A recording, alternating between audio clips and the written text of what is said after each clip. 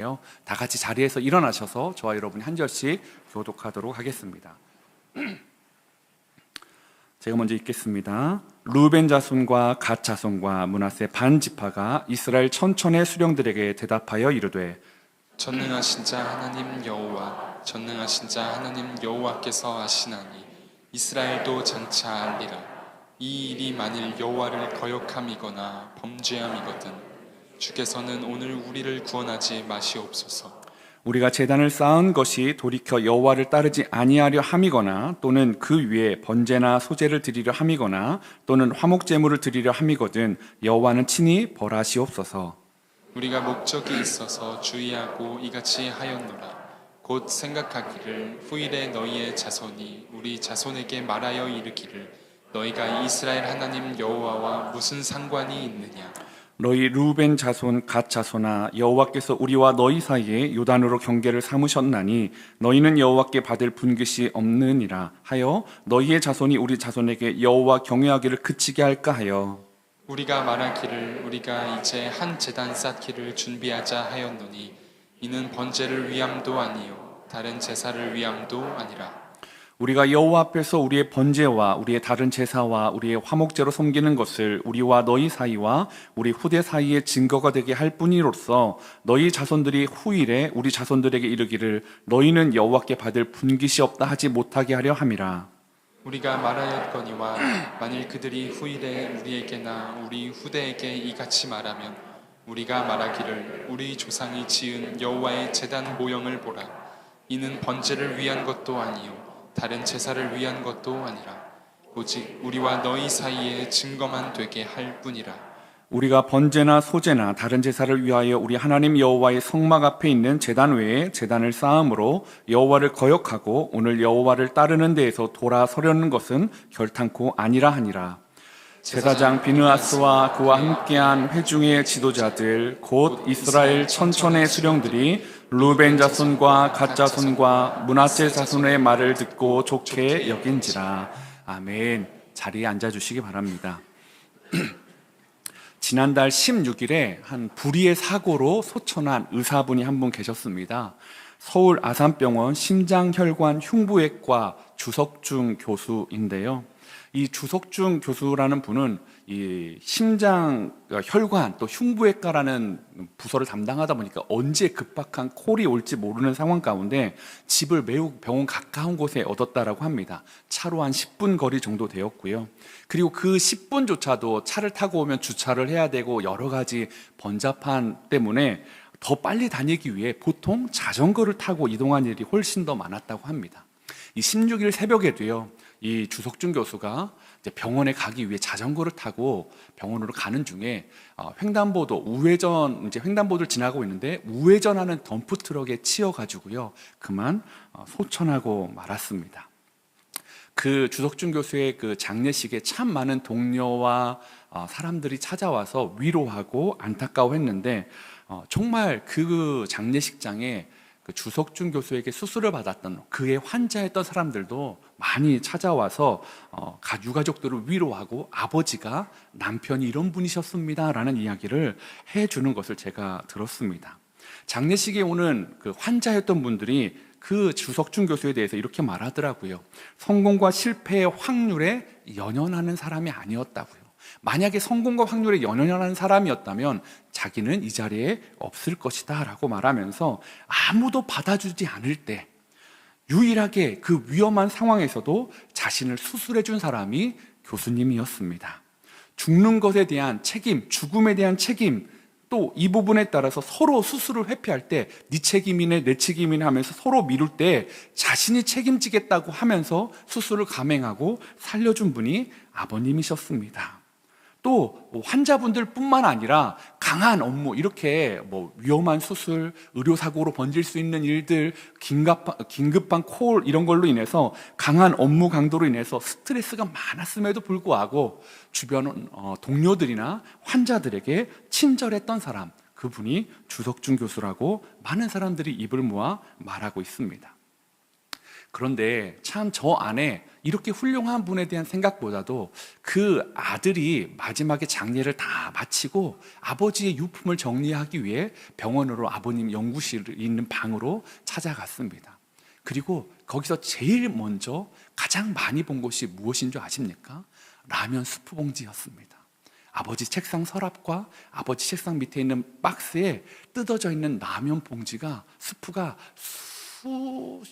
여러 개가 막 굴러다니고 있었습니다. 왜 그랬을까요? 너무나 바쁘고 긴급하고 식사할 틈도 없다 보니까요, 그냥 라면도 끓여 먹는 게 아니고 그냥 생라면 부셔가지고 스프 뿌려 먹고 그냥 하다가 오면 던져놓고 간 모습들, 그 모습을 보면서 아들이 어떤 생각을 했을까라는 생각을 하는데, 아들이 거기서 그것만 발견한 게 아니었습니다.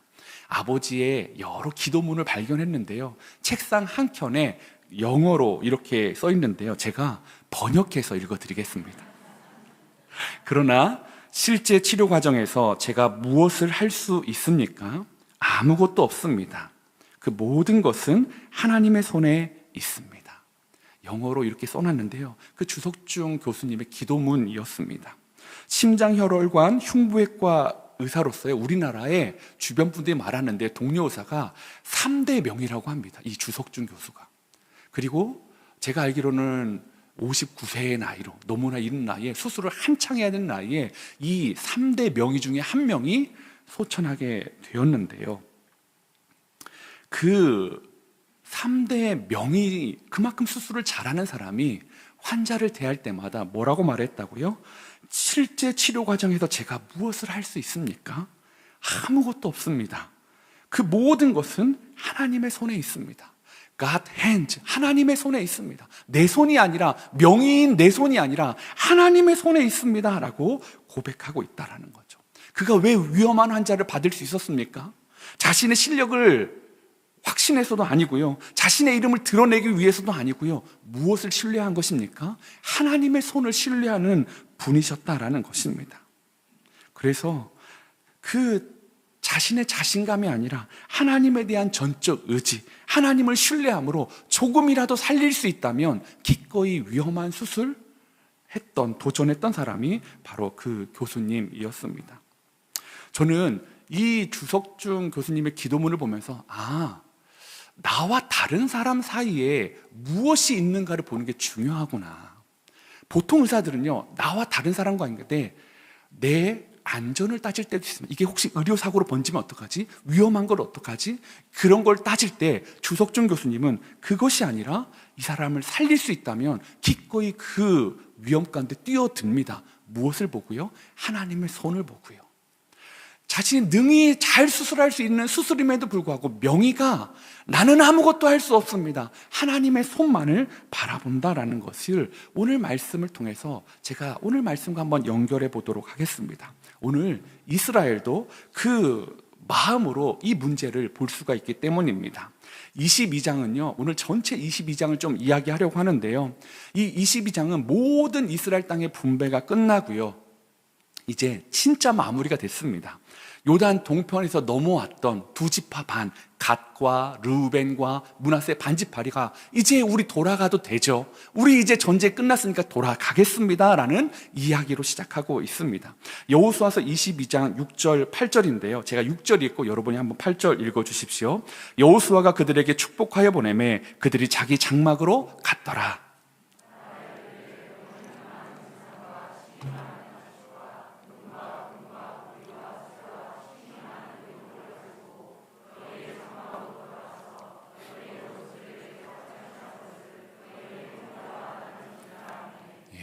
아홉 지파 반, 그리고 여호수아가요, 이 두 지파가 요단강을 건너서 동쪽편으로 갈 때 그냥 보내지 않았습니다. 축복해 줬습니다. 축복한 거 아니라 그들의 손에 전리품을 가득 안겨 주었습니다. 얼마나 아름다운 이별입니까? 야, 니네들이 우리를 도와줘서 고맙다. 그리고 그 도움의 손길에 빈손으로 보내지 않고 그 손에 가득 물건, 전리품을 담아주고 그들을 축복하면서 보냈으니까요. 그런데 이 요단 동편과 서편에 있던 지파들이 원래부터 이런 모습은 아니었습니다. 처음에는 긴장감이 있었습니다. 처음에 이 갓과 르우벤과 므낫세 지파는 이 요단 동편에서 요단을 건너기 직전에 좋은 땅을 이미 발견했습니다. 그래서 우리 여기에 머물고 싶습니다. 그들은 강대했고 그들은 가축이 많아서 이곳이 목축하기도 좋고 우리 지파들이 머물기 좋으니까 우리 여기서 머물게 해주십시오라고 모세에게 요청했습니다. 그런데요, 가볍게 툭 어떻게 보면 던진 돌이요, 나머지 9지파 반에게 굉장한 긴장감을 주었습니다. 생각해 보세요. 만약에 모세가 그래 너 여기서 살아라, 그럼 너희는 여기서 살고 나머지 가자 하면요, 그 다음에 전쟁에, 가나안 정복 전쟁의 향방이 아마 이렇게 바뀔 것입니다. 우리가 굳이 공동체, 형제로서의 의무를 다할 필요가 없구나. 강한 사람들이 먼저 좋은 땅을 발견하고 차지하고 거기에 눌러앉고 그 다음은 다음 힘없는 사람들은 또 다른 땅을 찾아가는 거구나. 아마 그랬다면요, 굉장한 긴장감과 불편함과 어려움들이 가나안 정복 전쟁 가운데 있었을 것입니다. 그것을 알기에 모세가 큰 화를 내면서 허용해 주지 않으려고 합니다. 그때의 이 2지파 반 사람들이 이렇게 얘기합니다. 우리가 건너가겠습니다. 이 땅을 주시면 우리가 건너가서 가장 앞에서 싸우겠습니다. 그리고 그 가나안 서편의 전쟁이 끝나기까지 우리가 다시 이 땅으로 돌아오지 않겠습니다. 그렇게 해서 사건이 일단락됐던 그런 긴장 관계가 있던 사람들이요, 지금은 너무나 축복하면서 그들을 보내주고 있다라는 것입니다. 그리고 그들은 약속한 대로요, 여호수아서 4장 12절에서 13절에 보면 정말 그렇게 했습니다. 루벤 자손과 갓 자손과 문 앞에 반 지파는 모세가 그들에게 이른 것 같이 무장하고 이스라엘 자손들보다 앞서 건너갔으니 무장한 4만 명가량이 여호와 앞에서 건너가 싸우려고 여리고 평지에 이르니라. 선봉에 늘 갓과 루벤과 므낫세 반지파 4만 명이 모든 첫 여리고성 전투부터 마지막 전투까지 선봉대로 섰습니다. 여러분, 전쟁을 하다 보면 어느 부대가 가장 큰 피해를 입을까요? 앞에 있는 부대입니다. 아마도 이 7년이 넘는 전투 가운데 가장 많은 피해를, 사상자를 낸 부대는 갓과 루벤과 므낫세 지파의 장정들이었을 것입니다. 그럼에도 불구하고 그들은 이제 그 전쟁을 다 마치고 가족으로 돌아가려고 합니다. 한번 생각해 보십시오. 7년이 넘는 기간 동안 전쟁을 했습니다. 다른 지파들은요, 가족과 함께 요단강을 넘어왔습니다. 전쟁을 마치면 어떻게 할까요? 가족이 있는 텐트로 들어가면 됩니다. 그런데 2지파 반은 텐트에 가도 가족이 없습니다. 그 생활을 무려 7년이 넘게 오직 내 동포를 위해서 전쟁의 선봉장으로 피 흘렸던 사람들이 이 2지파 반이었습니다. 그들의 희생이 결코 적지 않습니다. 그것을 알기에 이 여호수아와 나머지 9지파 반 사람들로 축복하고 전리품을 가득 줘서 그들을 떠나 보내고 있습니다. 이 2지파 반 사람들이 얼마나 기쁘게 돌아가겠습니까? 한 7년여 만에 사랑하는 가족들을 본다고 생각해 보십시오. 전쟁을 다 끝나고 살아서 돌아간다라고 생각해 보십시오. 얼마나 발걸음이 빠르겠습니까? 그런데 그들이 그 발걸음을 요단강 앞에서 멈춰 세웁니다. 그리고 어떻게 하냐면 요단강가에 큰 제단을 하나 떡 세우고 요단강을 건너갑니다. 근데 이게 제단을 세운 게 무슨 문제가 될 수 있어? 라고 말할 수 있는데요, 요단 서편에 남겨진 9지파 반이요, 이 문제로 큰 시험에 들고 전쟁을 치르려고까지 하는 모습을 보이고 있습니다. 여호수아서 22장 12절에 이스라엘 자손이 이를 듣자 곧 이스라엘 자손의 온 회중이 실로에 모여서 그들과 싸우러 가려 하니라. 여러분, 좀 전까지 어땠죠? 축복했어요. 사랑해, 축복해, 고마워, 마음에서 다 축복하고요, 허그하고요, 자 우리 전리품 나누자, 너희 애썼어, 너희 많이 가져가, 이랬던 사람들이요, 갑자기 이 소식 하나 때문에 싸우자, 저들을 죽이자라는 분위기가 되었다라는 것입니다. 나중에 이 일을 듣기 위해서 제사장 비느하스와 10명의 대표단이 사절단을 오는데요, 그 비느하스가 왜 그러한 분위기였는지를 말해줍니다. 트라우마 때문이었습니다. 그러면서 오늘 우리가 읽지 않았지만 22장에 나오는 2가지 트라우마를 이야기하는데요, 하나는 부올에서 모압의 신에게 절하던 그 모압 여인들과 이 이스라엘 백성들이 성적인 관계를 맺은 적이 있었습니다. 그때 하나님의 백성들이 이방 여자들과 성적인 관계를 맺음으로 인해서 그들이 이방 신을 섬기는 여인들과 가정을 이루려고 하고 그 모습으로 인해서 무려 2만 4천 명이 죽는 일이 민수기에 보면 나오고 있습니다. 그리고 또 제사장 비느하스가 또 하나 드는 것은 바로 아이성 전투에서 있었던 아간의 사건이었습니다. 두 개의 사건이 무엇이었냐면 둘 다 성적인 범죄와 하나님의 물건을 훔친 거였지만 그 두 가지 일의 공통점은 하나님의 명령을 배반하는 거였습니다. 하나님을 배신하고 반역하는 거, 그 일이 있을 때 하나님이 무려 2만 4천 명, 그리고 가나안 땅을 들어와서 첫 전투에서 패하게 하셨다라는 것을 그들이 경험하였다라는 것입니다. 왜 그랬냐면 그들이 그래서 이 하나님을 배반하면 안 되지, 하나님의 말씀을 어기면 안 되라는 그 강박관념이 있었는데요. 특별히 이 제단이 왜 문제가 되냐면 하나님은 레위기에서 하나님 앞에 제사는 성막에 있는 제단에서만 드려라, 레위인들이 그것들을 섬겨라, 제사장들이 그것들을 도와라 라고 말하고 있다는 것입니다. 레위기 17장 4절인데요. 한번 같이 읽도록 하겠습니다. 시작.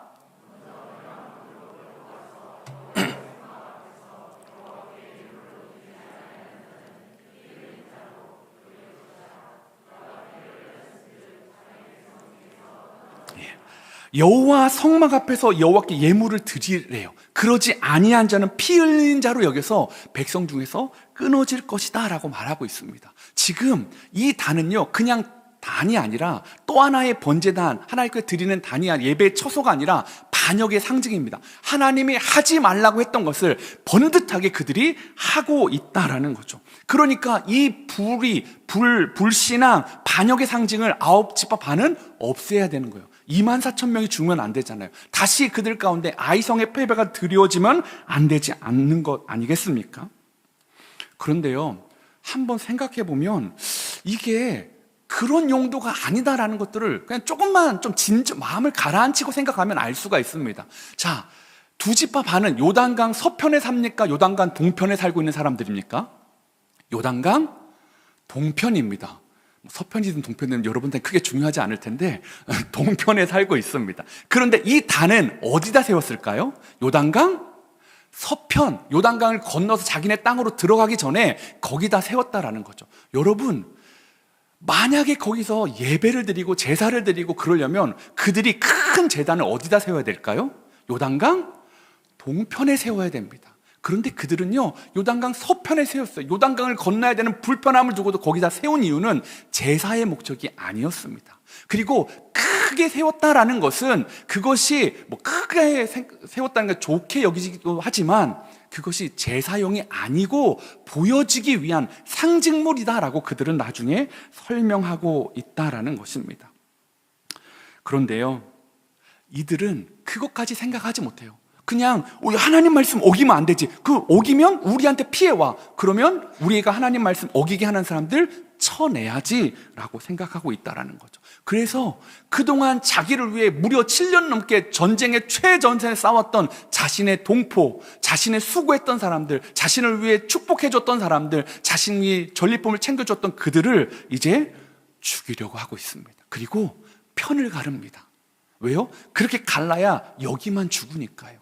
여호수아 22장 19절에 어떻게 편을 나누는지 볼까요? 그런데 너희의 소유지가, 요단 동편 사람들입니다. 너희의 소유지가 만일 깨끗하지 아니하거든 여호와의 성막이 있는 여호와의 소유지, 바로 요단 서편 실로에 있는 성막이 있는 우리 소유지는 여호와의 소유지래요. 건너와 우리 중에 소유지를 나누어 가질 것이니라. 오직 우리 하나님 여호와의 제단 외에 다른 제단을 쌓음으로 여호와를 거역하지 말며 우리에게도 거역하지 말라. 야, 하나님 거역하지 마, 우리한테도 거역하지 마. 뭔 말이에요?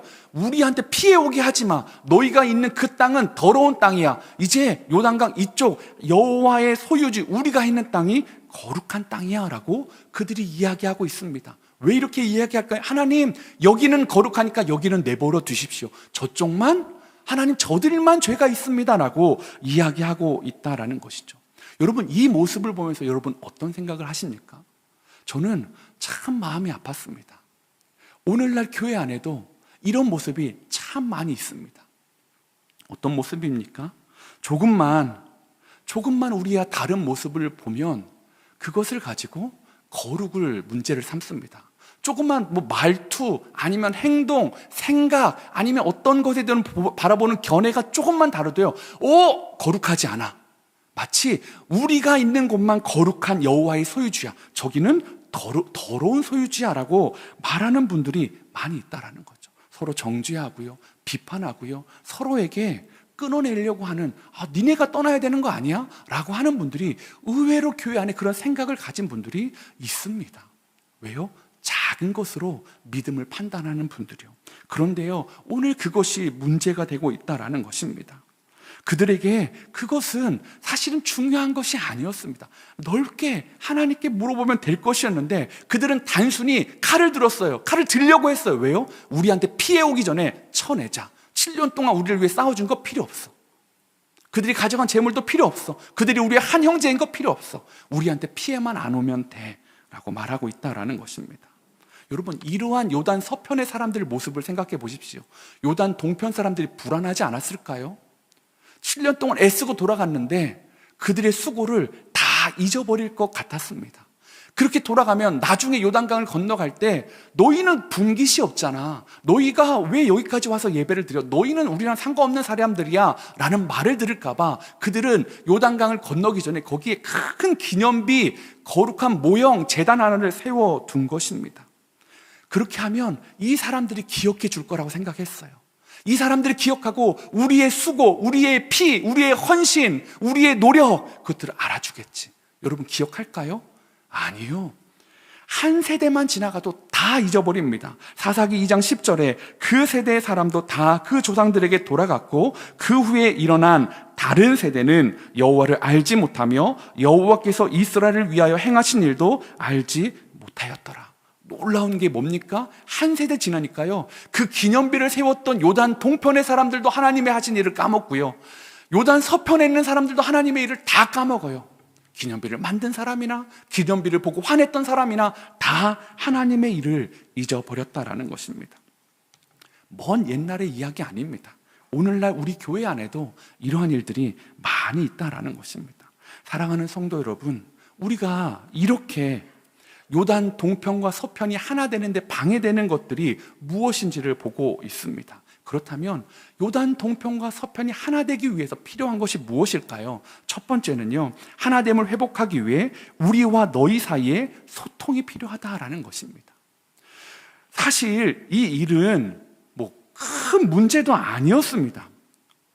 그냥 요단 동편에 있는 사람들이 가기 전에 우리 가다가 강 건너기 전에 거기다가 좀 큰 제단 모형 하나 세우려고 해. 이런 이유야. 너희가 우리를 잊지 않게 하고 우리도 하나님의 분깃을 받은 너희의 형제고 동표라는 거 좀 기억해 줬으면 좋겠어. 우리 제사 드리려는 거 아니다. 알았지? 하고 말하고 갔다면 9집밥 아니에요. 이렇게 이렇게 할 일도 아니었습니다. 아니면 그럴 계획이 없다가 지나가다가 요단 동편에서 야 우리 이거 하면 어때?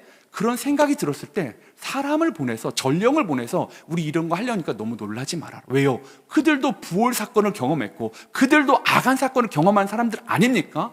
그들의 입장에서 생각해보면 충분히 할 수 있는데 요단 동편 사람들은 그들의 입장에서 생각하는 게 잘 되지 않았어요.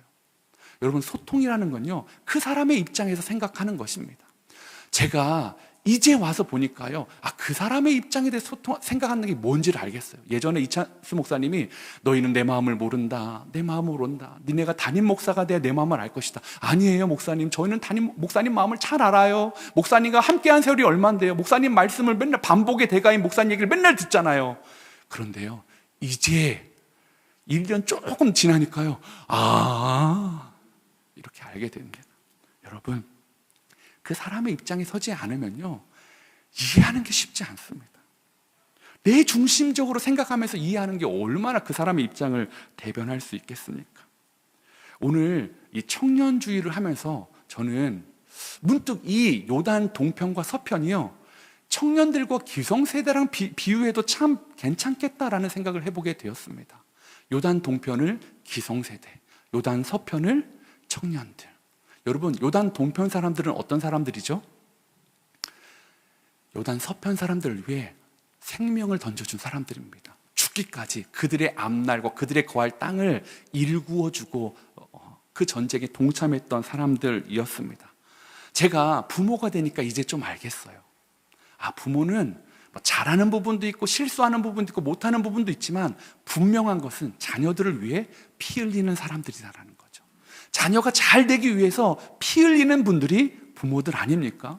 여러분 정말 자녀들을 위해 얼마나 많이 피 흘리셨습니까? 내가 좋아하지 않는 직장에서 버텨내고요, 내가 싫어하는 일 묵묵히 해내고요, 자녀들을 위해서 얼마나 몸과 마음과 영혼을 갈아 넣어서 자녀들을 뭐 하나 좀 가르쳐 보겠다고, 이 아이 성공시켜 보겠다고, 이 아이의 어려움 치워주겠다고 애쓴 분들이 우리 기성세대 아니십니까? 마치 동쪽 지파들처럼요.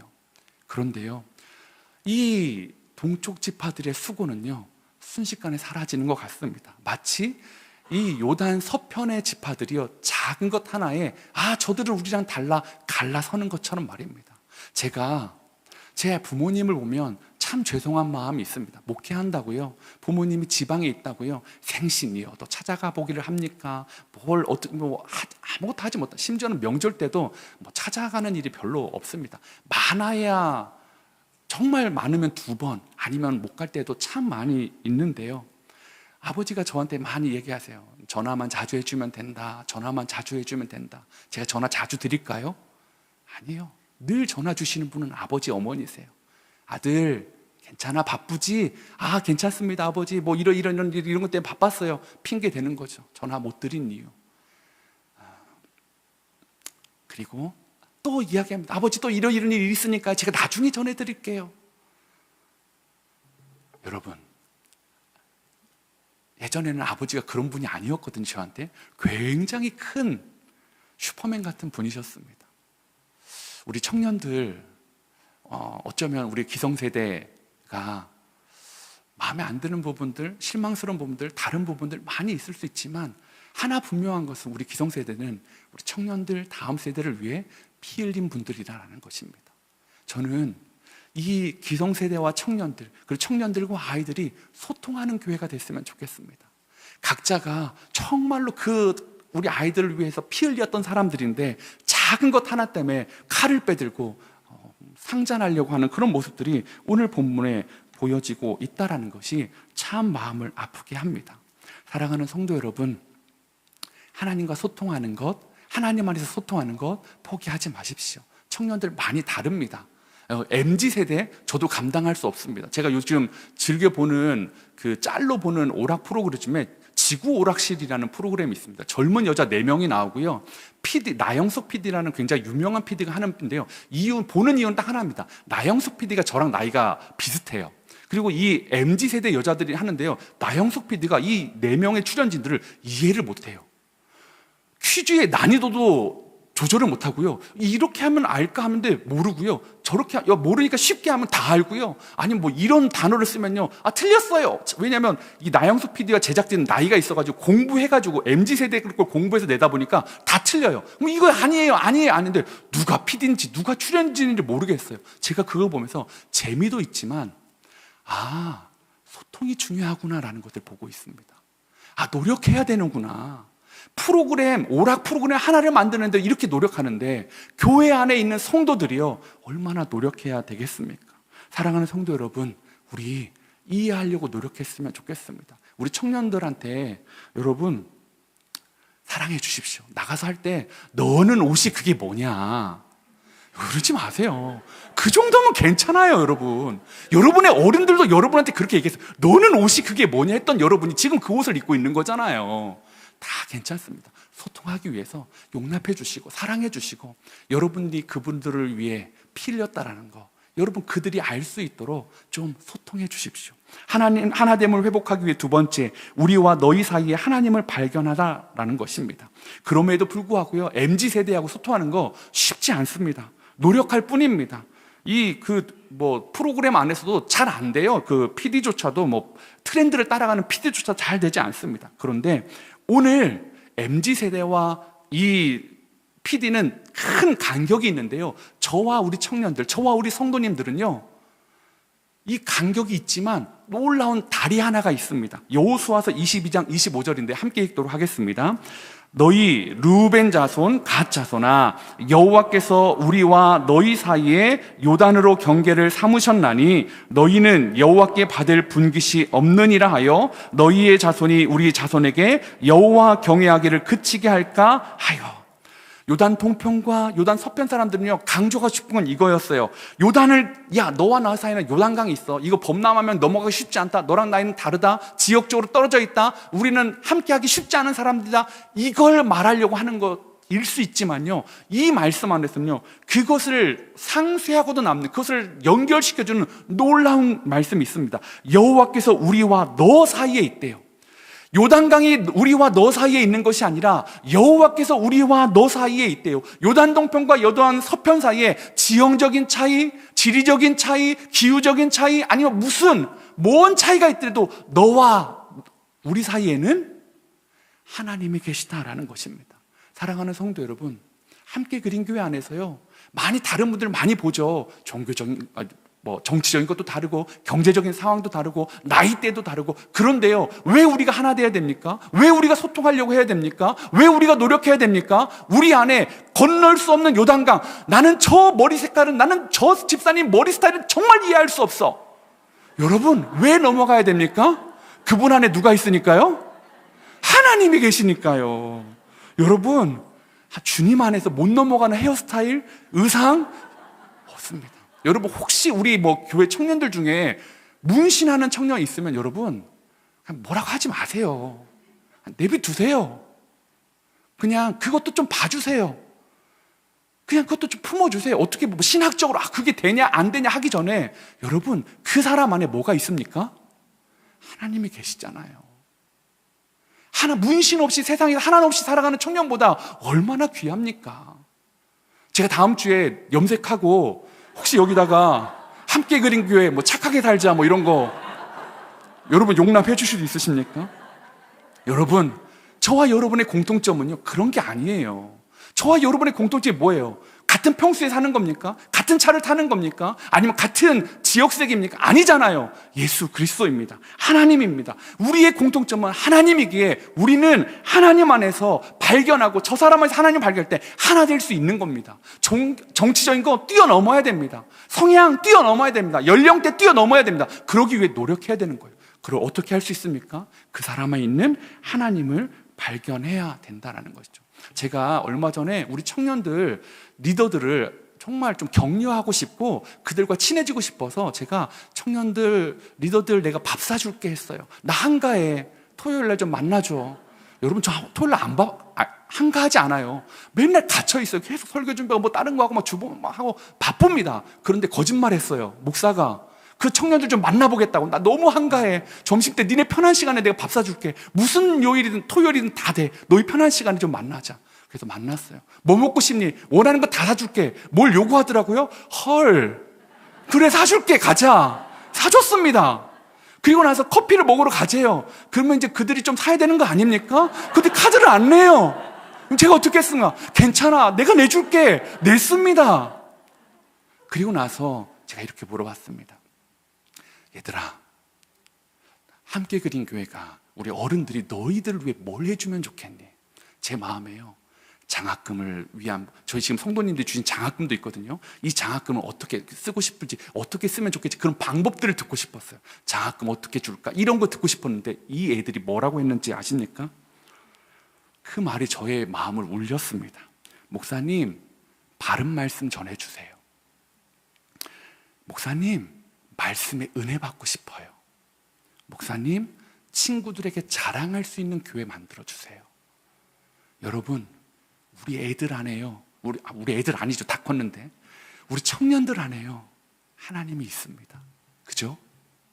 우리 청년들이요, 바른 말씀을 사모합니다. 여러분과 제가 그렇잖아요. 우리 청년들이요, 말씀에 은혜 받고 싶어 합니다. 다른 거 원하지 않습니다. 우리 청년들이요, 하나님 세상 앞에서 친구들에게 자랑할 수 있는 교회, 그런 교회를 꿈꿉니다. 저와 여러분이 그런 것처럼요. 여러분, 우리 청년들의 이야기를 영상으로 좀 보려고 하는데요, 한번 경청해 주시기 바랍니다.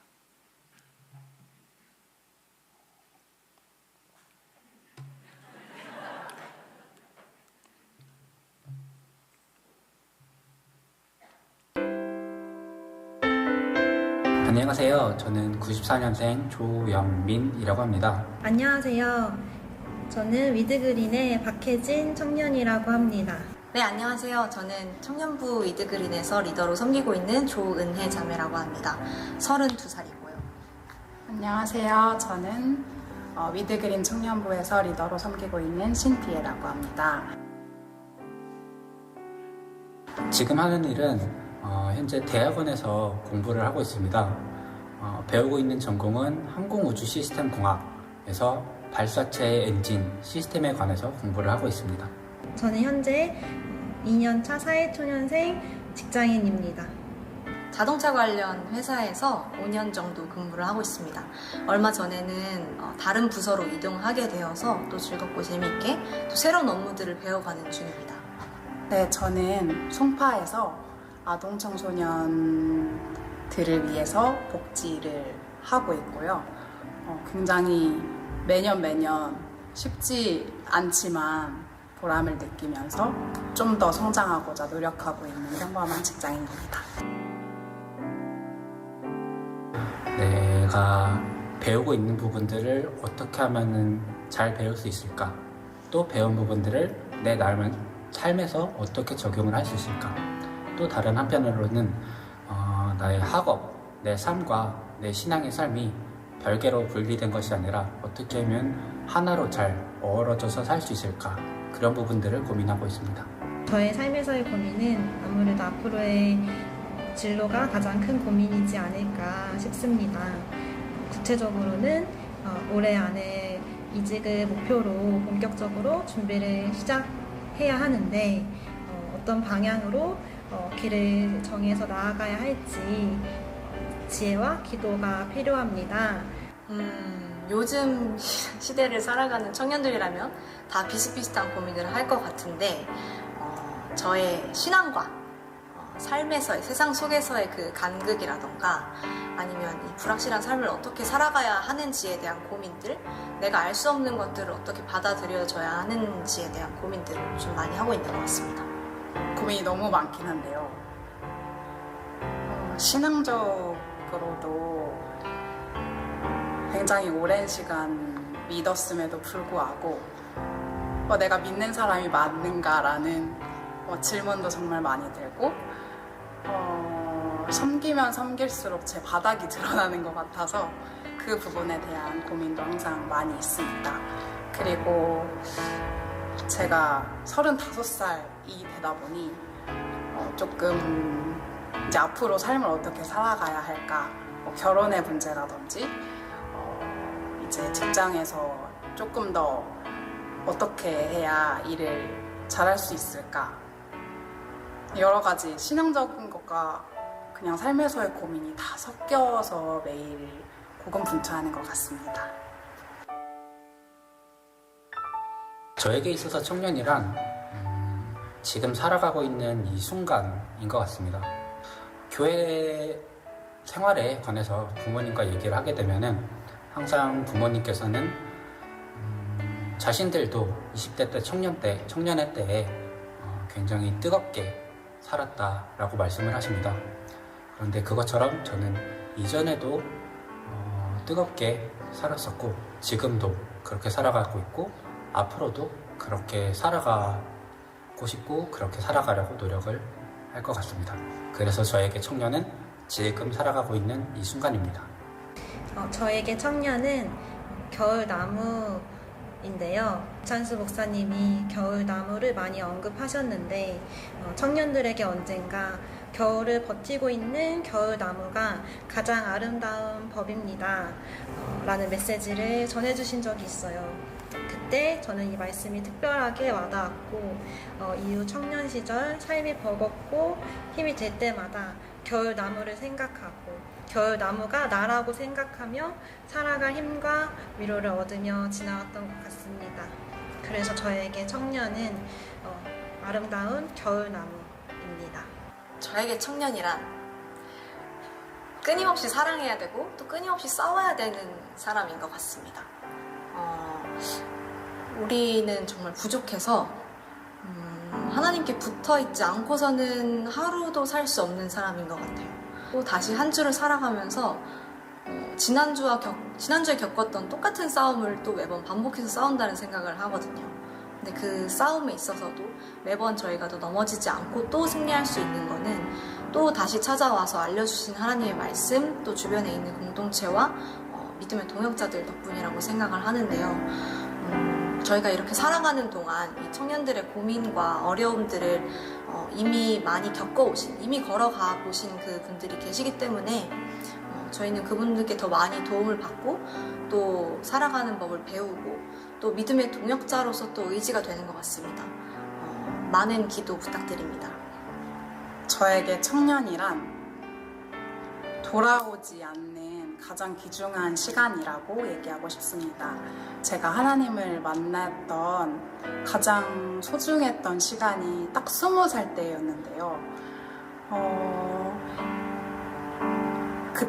그 전에 하나님이 어머니의 하나님, 부모님의 하나님이었다면 지금은 제가 만나는 신비의 하나님으로 만나고 있다고 생각합니다.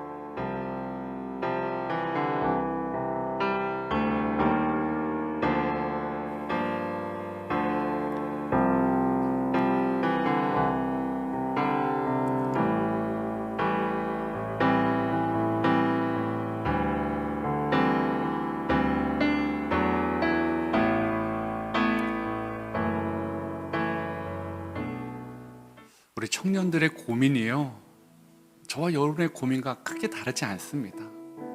그리고 또 우리가 지나왔던 고민을 또 그들도 하고 있습니다. 사랑하는 성도님들, 우리 청년들 안에, 우리와 청년들 사이에 하나님이 계십니다.